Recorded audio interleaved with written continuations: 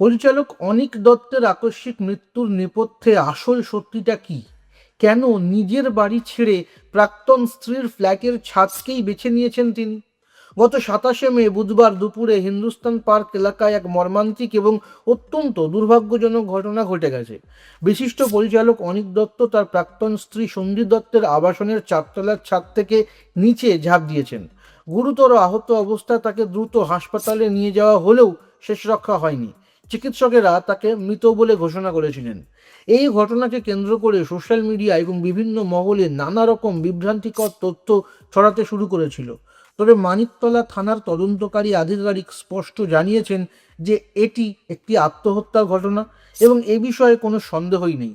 CCTV ফুটেজে দেখা গেছে পরিচালক আবাসনে ঢুকে প্রাক্তন স্ত্রীর ফ্ল্যাটের দরজায় কড়া নাড়েননি, বরং সোজা ছাদে চলে যান এবং সেখানে নিজের চটি খুলে পাঁচিল থেকে নিচে ঝাঁপ দেন।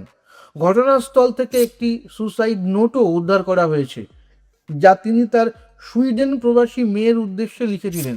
সেখানে লেখা ছিল, আমার মৃত্যুর জন্য কেউ দায়ী নয়। ফরেন্সিক রিপোর্ট এবং হাতের লেখা পরীক্ষার পর পুলিশ নিশ্চিত হয়েছে যে দীর্ঘদিন ধরে তীব্র অবসাদে ভোগার কারণেই তিনি এই চরম সিদ্ধান্ত নিয়েছেন এবং নোটে তিনি কাউকে দোষারোপ করেননি। ময়নাতদন্তের রিপোর্টে তার শরীরে এবং মস্তিষ্কে গুরুতর রক্তক্ষরণ ও একাধিক হাড় ভাঙার প্রমাণ মিলেছে।